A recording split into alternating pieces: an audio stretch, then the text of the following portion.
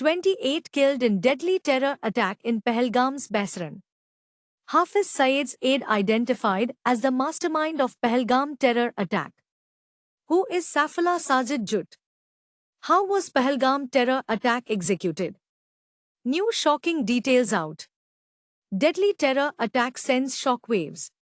Indiscriminate firing by terrorists lasted several minutes.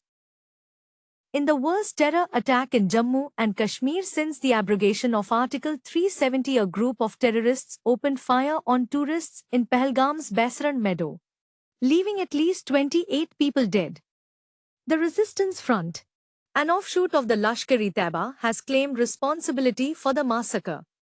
According to media reports, Lashkar-e-Taiba's Saifullah Kasuri was the mastermind of the Pahalgam attack, while the TRF group was led by Asif Fauji. But who is Saifullah Sajid, alleged mastermind of Pahalgam attack? Saifullah Sajid, also known as Saifullah Kasuri, is a native of Shangmanga village in Pakistan's Punjab province.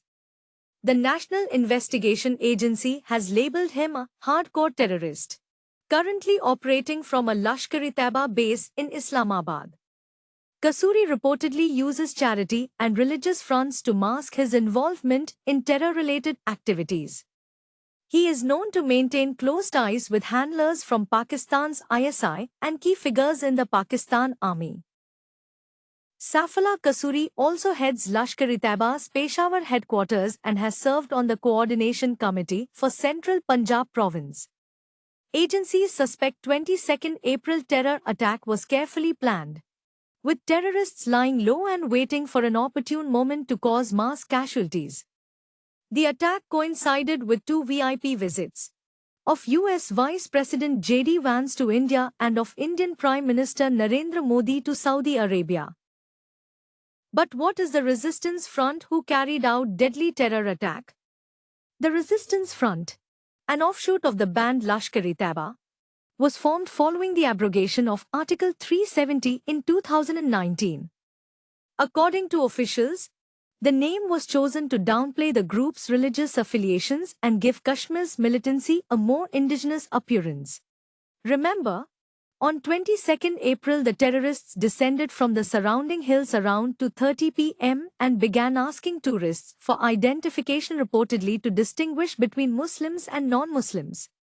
Once identified, they separated women and children from the men before opening indiscriminate fire that lasted nearly 5 minutes. Investigators found AK-47 cartridges and armor-piercing bullets at the scene.